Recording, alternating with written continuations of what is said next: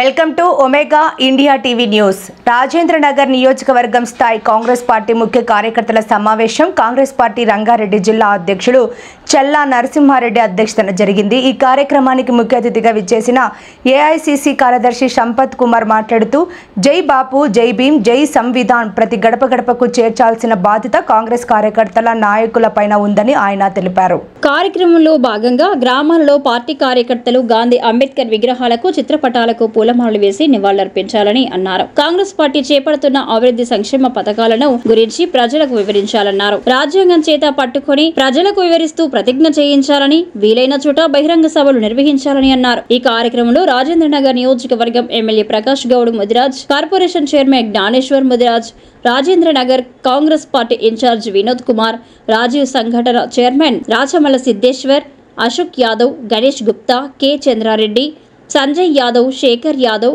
దూడల వెంకటేష్ గౌడ్ తదితరులు పాల్గొన్నారు. జై బాపు, జై భీమ్, జై సంవిధాన్. భారతీయులమైన మేము మా రాజ్యాంగాన్ని అత్యంత పవిత్రమైనదిగా ప్రపంచంలోనే గొప్ప రాజ్యాంగంగా భావిస్తాము.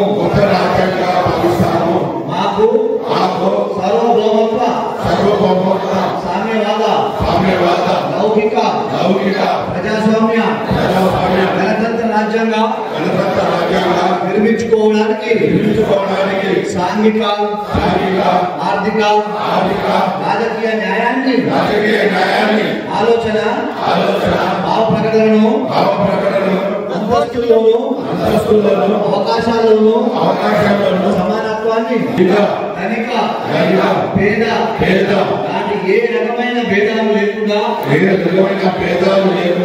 అందరికీ సమాన హక్కులు బాధ్యతలు రాజ్యాంగం కల్పించింది. ఇటీవల పరిణామాలు రాజ్యాంగ స్ఫూర్తిని దెబ్బతీస్తూ ప్రజాస్వామ్య విలువలను బాలరాస్తూ సమాజంలో అశాంతిని నెలకొల్పుతున్నాయి. విభేదాలు సృష్టిస్తూ రాజకీయ మనుగడ కోసం విద్వేషాలను రెచ్చగొడుతున్నాయి. ఇలాంటి తరుణంలో శాంతి, అహింసను మూల సూత్రాలుగా మనకు బోధించిన మహాత్ముడి స్ఫూర్తిగా మనుషులంతా ఒక్కటే అంటూ రాజ్యాంగంలో అందరికీ సమాన హక్కులు కల్పించిన డాక్టర్ బాబాసాహెబ్ అంబేద్కర్ గారి ఆశయాలను అమలు చేస్తూ మన గొప్ప రాజ్యాంగాన్ని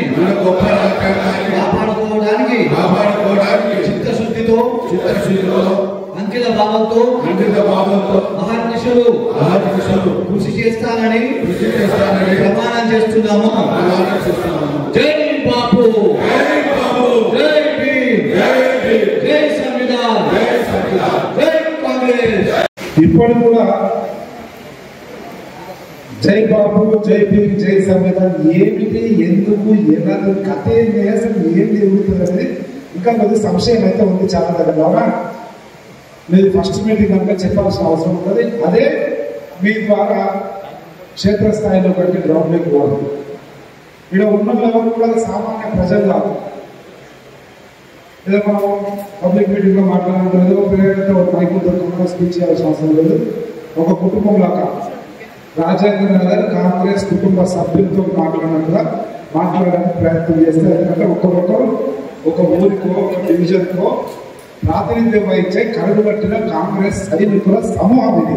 కనుక నేను పబ్లిక్గా మాట్లాడడం కాకుండా మీ ద్వారా సమాచారం పంపించడానికి ప్రయత్నం చేస్తాను. అసలు ఏంది ఈ ప్రోగ్రాం? జై బాపు అంటే గాంధీ మహాత్ముడు, జై భీమ్ అంబేద్కర్, జై సంవిధానం ఈ రాజ్యాంగం, సంవిధానం జై సంవిధానం ఈ రాజ్యాంగం. ఈ ముగ్గురికి సంబంధించింది. ఆ ముగ్గురి గురించి ఎవరికి తెలియదు కాదు. కానీ ఇప్పుడే ఎందుకు అంటే జాతి మార్పులు అఖిల భారత కాంగ్రెస్ కమిటీ ఈ రోజు మల్లికార్జున ఖర్గే గారు ఎట్లయితే అధ్యక్షుడిగా ఉండడం మొత్తం భారతదేశానికి.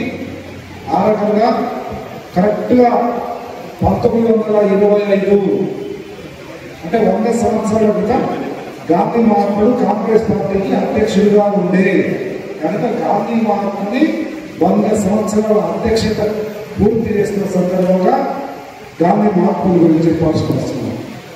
అంబేద్కర్ ఎందుకు వచ్చింది?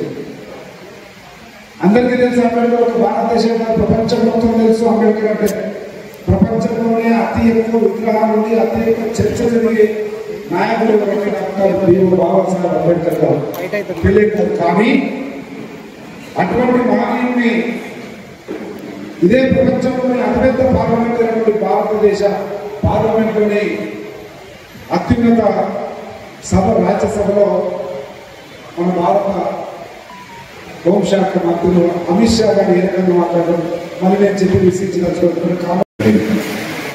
ఈ కార్యక్రమం చాలా దానికి పెద్దలు అన్న జిల్లా అధ్యక్షుడు నరసింహన్న గారికి, పెద్దలు సంపదన్న గారికి, వినయ్ గారికి, జ్ఞానేశ్వర గారికి, పెద్దలు మల్లేశన్న గారికి, నరేందర్ గారికి, గణేష్ గుప్తా గారికి, చంద్రన్న గారికి, వెంకటేష్ గారికి, గోపాల్ గారికి, అశోక్ గారికి, వేణు గారికి, మల్లేశ్వరకు, సదాలక్ష్మి గారికి, సిద్ధు గారికి, ఇంకా వేదిక మీద కర్ణాటక గారికి చాలా మంది అందరూ కూడా పేరు పేరున అందరికీ కూడా హృదయపూర్వక నమస్కారాలు. ముఖ్యంగా మనకు తెలుసు పార్టీ రాహుల్ గాంధీ గారు ఇంచుమించు మనం చూస్తున్నాం ఒక 15 ఏళ్ళ నుంచి బాగా పోరాడుతున్నారు. 20 ఏళ్ళ నుంచి అవకాశం రాకుండా పార్టీ వదులుకుని ఇంట్లో కూర్చోలేదు. రాష్ట్రం అంతా భారతదేశం అంతా తిరుగుకుంటూ కార్యకర్తలను కాపాడుతూ పార్టీని కాపాడుతూ ఏ విధంగా ఉంటుందో మనం ఒకసారి ఆలోచించాం. ఓడడం గెలవడం అందరికీ ఉంటుంది. ఓడిపోయిన మనం బాధపడుతూ గెలిచిన మనం సంతోషపడదు. సంతోషపడేది 5 ఏళ్ళే, కానీ ఈ 5 ఏళ్ళు బాధపడి ఏ విధంగా మన పార్టీ ముందు చేస్తే మనం ఒకసారి ఆలోచించవచ్చు. ఒకనాడు రాహుల్ గాంధీ పాదయాత్ర చేస్తూ తిరిగారు చూసాను. నేనైతే ముమ్మడి చూసించారు. వాళ్ళ అమ్మ నడుస్తుంటే బూట్ చూసిపోతుంది. బూట్ నాడు ఆయన కట్టింది. ఆయన తల్లి మీద ఎంత ప్రేమగా ఆలోచించారు. ఆ తల్లి తిరిగినాడు తీసుకోవాలని చెప్పి ఉనికి కడుతుంటే తల్లి ఎందుకు బిడ్డ అని అంటుంది. ఇంగ్లీష్లో మాట్లాడలేదు, మాట్లాడుతున్న సమయం లేదన్నా మీరు ముట్టుకోదు, నీ గాడు నేను ముట్టుకోవాలని చెప్పి ఆయన అంత ఆశీర్వాదం తీసుకుని ఆ సభలో ఆ ప్రజలతో అలాంటి అవకాశం తీసుకుంది. మొన్న చూసినప్పుడు ఎలక్షన్లో రాహుల్ గాంధీ ఓడిపోలేదు, రాహుల్ గాంధీ గెలిచింది. ఆయన ఎవరితో మెజార్టీ ప్రధానమంత్రి అయిన మోడీ మనకు అందరికీ తెలిసింది. వాళ్ళిద్దరు లేకపోతే మళ్ళీ రాహుల్ గాంధీ ప్రధానమంత్రి. ఆయన అనుకుంటే ఏమనేది చేయలేదు, కానీ అవసరం లేదు. ప్రజలు నాకు మెజార్టీ ఇచ్చినప్పుడే నేను ప్రధానమంత్రి, అప్పుడైతేనే నాకు అది సంతోషపడని చెప్పి నేను ఆలోచన యువకుడు ఎప్పుడు కూడా బాధపడకుండా రాష్ట్రం గురించి ప్రజల గురించి మాట్లాడుతున్నాం. ఇలా మనం కూడా ముఖ్యమంత్రి గారు రేవంత్ అన్న కూడా ఎన్నో కష్టాలు పడి అన్ని పార్టీల కష్టాలు పడ్డాడు. కాంగ్రెస్ పార్టీకి వచ్చిన తర్వాత అందరిని ఒక ఐకమత్యం తీసుకొని చిన్నలు పెద్దలు అందరూ తీసుకొని పార్టీని ఏ విధంగా దేవాలని కూడా అన్ని కష్టపడి బాధపడి 2 సంవత్సరాలు మంచి కష్టపడి 1 సంవత్సరం బాగా కష్టపడి ప్రభుత్వం తీసుకొచ్చినాడు. తీసుకొచ్చిన తర్వాత ప్రభుత్వం ఏ విధంగా నడిపారు ఆలోచన 16 నెలలు అయిపోయింది. చాలా అపోజిషన్ తర్వాత అయిపోయింది ఈ పార్టీలో ఏ అవకాశంలో పార్టీ పని గెలవాలని 3 వరకే శుభ్రం చేస్తుంది. కానీ ముఖ్యమంత్రి సిస్టమేటిక్గా అవుతుంది. సిస్టమేటిక్ పార్టీని ఏ విధంగా ముందుకు తీసుకుపోవాలి, పార్టీ బలమైన ఏ విధంగా చేయాలి అనే ఆలోచనతో ముందుకు పోతుంది. ఇలా చూసినాం రైతు బిల్లు కానీ రైతు బంధు కానీ సన్న బియ్యం కానీ మన సన్న బియ్యం ఇచ్చిన తర్వాత పార్టీకి బాగా వచ్చింది. ఒక నాయకుడు రాజ్యం అయినప్పుడు ఒక ఊళ్ళో సర్పంచ్ అయినామనుకో, ఒక ఎమ్మెల్యే అయినామనుకో, ఒక కార్పొరేటర్ అనుకో, ఊరిని ఏ విధంగా తీసుకోవాలి సర్పంచ్ బాగా తెచ్చింది. ఎమ్మెల్యే కూడా ఏ విధంగా తీసుకోవాలని, ఎందుకంటే రాజకీయ దృష్టి ఉంటేనే ఏ విధంగా తీసుకోవాలని ఆలోచన ఉంటుంది. నేను గెలిచిన నాకు ఎందుకు అయిపోయిందని అనుకుంటే రాదు. ఇలా ముఖ్యమంత్రి గారు చూస్తున్నారు. రాష్ట్రం బాగుపడాలి, నేను తెచ్చిన ఇంకొకటి రాష్ట్రాన్ని 10 ఏళ్ళు నా చేతిలో పెట్టుకోవాలి, రాష్ట్రాన్ని కాపాడాలని కార్యకర్తలు సీనియర్ నాయకులు అందరూ కూడా నిజాంపేట రాజధాని కాన్స్టిట్యూన్సీలో నేను వచ్చిన తర్వాత జనరేషన్ కానీ వీళ్ళందరూ కూడా పెద్ద పెద్దలందరూ కూడా కలిసి పెట్టారు ఐకమత్యంతో పోతున్నాం అందరూ. పార్టీ ముందు తీసుకోవాలని ఆలోచిస్తున్నాం అందరం. పార్టీ బాగుందని మనం పార్టీ మారకపోతే మన మీద బాగుంటుంది. పార్టీ ముఖ్యంగా అందరూ కూడా సహకరించుకొచ్చారు. అంటే ఏ కాన్స్టిట్యూన్సీ కూడా మన కాన్స్టిట్యూన్సీ అన్ని కష్టాలు కాలేదు కానీ మన కాన్స్టిట్యూన్సీ చాలా అందరూ కూడా అభినందించాలి. పెద్ద ఈ కార్యక్రమం మనకు చాలా సంతోషం. దానికి పెద్దలు అన్న జిల్లా అధ్యక్షుడు నరసింహన్న గారికి, పెద్దలు సంపదన్న గారికి, వినయ్ గారికి, జ్ఞానేశ్వర గారికి, పెద్దలు మల్లేశన్న గారికి,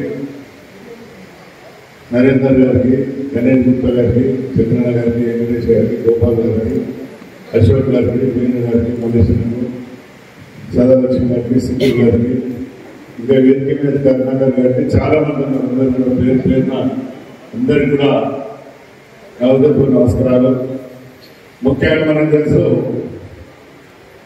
పార్టీ రాహుల్ గాంధీ గారు ఇంచుమించు మనం చూస్తున్నాం ఒక 15 ఏళ్ళ నుంచి బాగా పోరాడుతున్నారు. 20 ఏళ్ళ నుంచి అవకాశం రాకుండా పార్టీ వదులుకుని ఇంట్లో కూర్చోలేదు. రాష్ట్రం అంతా భారతదేశం అంతా తిరుగుకుంటూ కార్యకర్తలను కాపాడుతూ పార్టీని కాపాడుతూ ఏ విధంగా ఉంటుందో మనం ఒక్కొక్కరు ఆలోచించాం. ఓడడం గెలవడం అందరికీ ఉంటుంది. ఓడిపోయిన మనం బాధపడుతూ గెలిచిన మనం సంతోషపడదు. సంతోషపడేది 5 ఏళ్ళే కానీ ఈ 5 ఏళ్ళు బాధపడి ఏ విధంగా మన పార్టీ ముందు చేస్తే మనం ఒక్కొక్కరు ఆలోచించాల్సి. ఒకనాడు రాహుల్ గాంధీ పాదయాత్ర చేస్తూ తిరిగారు చూసినా నేనైతే ముగ్గురు చూసించారు. వాళ్ళ అమ్మ నడుస్తుంటే బూట్ చూసిపోతుంది. బూట్ నాడు ఆయన కట్టింది. ఆయన తల్లి మీద ఎంత ప్రేమగా ఉందని ఆలోచించారు.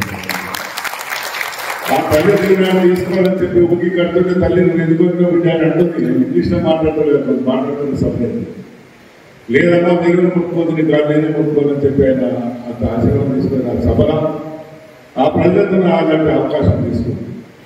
మొన్న చూసినప్పుడు ఎలక్షన్లో రాహుల్ గాంధీ ఓడిపోలేదు, రాహుల్ గాంధీ గెలిచింది. ఆయన ఎవరితో మెజార్టీ ప్రధానమంత్రి అయిన మోడీ మనకు అందరికీ తెలిసింది. వాళ్ళిద్దరు లేకపోతే మళ్ళీ రాహుల్ గాంధీ ప్రధానమంత్రి.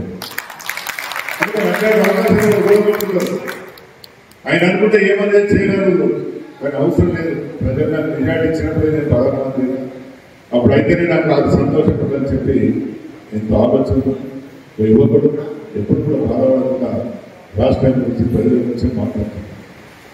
ఇలా మనం కూడా ముఖ్యమంత్రి గారు రేవంత్ అన్న కూడా ఎన్నో కష్టాలు పడి అన్ని పార్టీల కష్టాలు పడ్డాడు. కాంగ్రెస్ పార్టీకి వచ్చిన తర్వాత అందరిని ఒక ఐకమత్యం తీసుకొని చిన్నలు పెద్దలందరూ తీసుకొని పార్టీని ఏ విధంగా దేవాలని కూడా అన్ని కష్టపడి బాధపడి 2 సంవత్సరాలు మంచి కష్టపడి 1 సంవత్సరం బాగా కష్టపడి ప్రభుత్వం తీసుకొచ్చినాడు. తీసుకొచ్చిన తర్వాత ప్రభుత్వం ఏ విధంగా నడిపారు ఆలోచన 16 నెలలు అయిపోయింది. చాలా అపోజిషన్ తర్వాలేదు అయిపోయింది నీ పార్టీలో ఏ అవకాశంలో పార్టీ పని గెలవాలని 3 వరకే శుభ్రం చేస్తుంది. కానీ ముఖ్యమంత్రి సిస్టమేటిక్గా అవుతుంది. సిస్టమేటిక్ పార్టీని ఏ విధంగా ముందు తీసుకోవాలి, పార్టీ బలమైన ఏ విధంగా చేయాలి అనే ఆలోచనతో ముందుకు పోతుంది. ఇలా చూసినాం రైతు బంధు కానీ సన్న బియ్యం కానీ మన సన్న బియ్యం ఇచ్చిన తర్వాత పార్టీకి బాగా వచ్చింది. ఒక నాయకుడు రాజ్యం అయినప్పుడు ఒక ఊళ్ళో సర్పంచ్ అయినామనుకో, ఒక ఎమ్మెల్యే అయినామనుకో, ఒక కార్పొరేటర్ అనుకో ఊరిని ఏ విధంగా తీసుకోవాలి సర్పంచ్ బాగా తెచ్చుకుంటాం. ఎమ్మెల్యే కూడా ఏ విధంగా తీసుకోవాలని ఎందుకంటే రాజకీయ దృష్టి ఉంటేనే ఏ విధంగా తీసుకోవాలని ఆలోచన ఉంటుంది. నేను గెలిచిన నాకు ఎందుకు అయిపోయిందని అనుకుంటే రాదు. నేను ముఖ్యమంత్రి గారు చూస్తున్నాను రాష్ట్రం బాగుపడాలి, నేను తెచ్చిన ఇంకొకటి రాష్ట్రాన్ని 10 ఏళ్ళు నా చేతిలో పెట్టుకోవాలి, రాష్ట్రాన్ని కాపాడాలని కార్యకర్తలు సీనియర్ నాయకులు అందరూ కూడా నిజాంపేట రాజధాని కాన్స్టిట్యూన్సీలో నేను వచ్చిన తర్వాత జనరేషన్ కానీ వీళ్ళందరూ కూడా పెద్ద పెద్దలందరూ కూడా కలిసి పెట్టారు ఐకమత్యంతో పోతున్నాం అందరూ.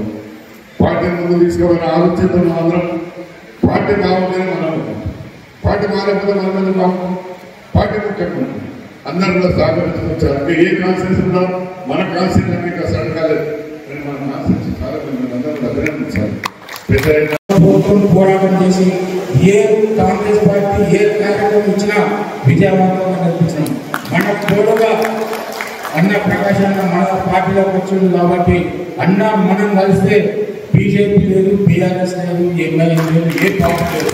మనం అందరూ ఏమన్నా పొరపచ్చులుంటే అడ్డుగా పెట్టుకొని మనం ఒక రూమ్లో కూర్చొని మాట్లాడుకొని ఓపెన్ కావాలి. కానీ ఎవ్వరు కూడా నిర్భయంగా మనం దయచేసి చెప్తున్నా ఎవ్వరు కూడా ఇలా మాట్లాడకూడదు. పేపర్లు కానీ ఇంకోటి మనం ఎన్ని కార్యక్రమాలు చేసిన మనకి మన అందరు తెలుసు. అన్న పెద్ద నష్టపడినప్పుడు తెలుసు మనం ఏదిగా అన్న ప్రకాశంలో కూడా తెలుసు మనం చేసినటువంటి కార్యక్రమాలు. ఎందుకంటే మనమే కార్యక్రమాలు అన్నకు ఆపోజిట్ చేసినటువంటి బీజేపీ పరిపాలనలో కానీ ఇక్కడ తెలంగాణ రాష్ట్రంలో టీఆర్ఎస్ పరిపాలనలో కానీ అడుగంటిపోతున్న ప్రజాస్వామ్య విలువలు, రాజ్యాంగబద్ధ హక్కులు, గాంధీ స్ఫూర్తి, అంబేద్కర్ భావజాలం పూర్తిగా విచ్ఛిన్నమై అవహేళన చేసే విధంగా భారతదేశ మూల సూత్రాలకే వ్యతిరేకంగా పోతున్నటువంటి దుర్మార్గ పరిస్థితులలో మళ్ళీ పూర్వ భారతదేశ ప్రతిష్టను యావత్ ప్రపంచంలో ఇనుమడింపజేయాలన్నటువంటి ఆలోచనతో కాంగ్రెస్ పార్టీ రాహుల్ గాంధీ గారి నేతృత్వంలో మల్లికార్జున్ ఖార్గే గారి ఆధ్వర్యంలో తీసుకున్నటువంటి ఒక పవిత్రమైన యజ్ఞం లాంటి కార్యక్రమం జై బాపు, జై భీమ్, జై సంవిధాన్ కార్యక్రమం.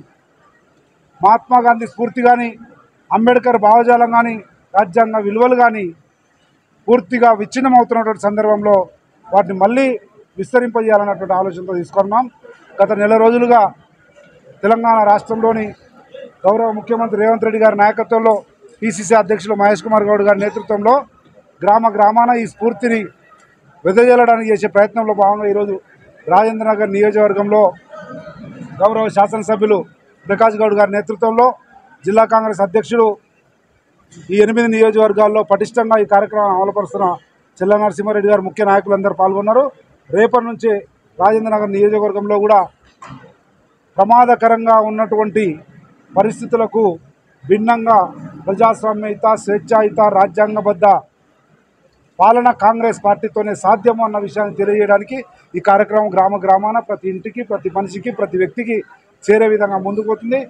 దాన్ని అన్ని వర్గాల ప్రజలు, రాజకీయాలకు అతీతంగా ప్రజా సంఘాలు, ప్రజాస్వామిక వాదులు కూడా ఈ కార్యక్రమంలో పెద్ద ఎత్తున పాల్గొని ఈ స్ఫూర్తితో పాటు గత 14 నెలలుగా రేవంత్ రెడ్డి గారి నాయకత్వంలో తెలంగాణ రాష్ట్ర ప్రభుత్వం ప్రజాపాలన పేరుతో తీసుకున్నటువంటి అనేక అభివృద్ధి సంక్షేమ కార్యక్రమాలు ముచ్చటగా 3 పువ్వులు 6 కాయలుగా ముందుకు పోతా ఉన్నాయి. ఇంకా కొన్ని చేపట్టవలసిన అవసరం ఉంది. అన్నిటిని కూడా క్రోడీకరించి ఆ విషయాలను కూడా తెలియజేస్తూ ప్రజలకు ఒక భరోసాను, నమ్మకాన్ని, విశ్వాసాన్ని కల్పిస్తూ ఈ పాదయాత్ర, ఈ కార్యక్రమం ముందుకు పోతుంది. కనుక ఈ సంవిధాన్ బచావో ర్యాలీని అందరూ కూడా విజయవంతం చేయవలసిందిగా కోరుతా ఉన్నాం. సబ్స్క్రైబ్ చేసుకోండి ఒమేగా ఇండియా టీవీ.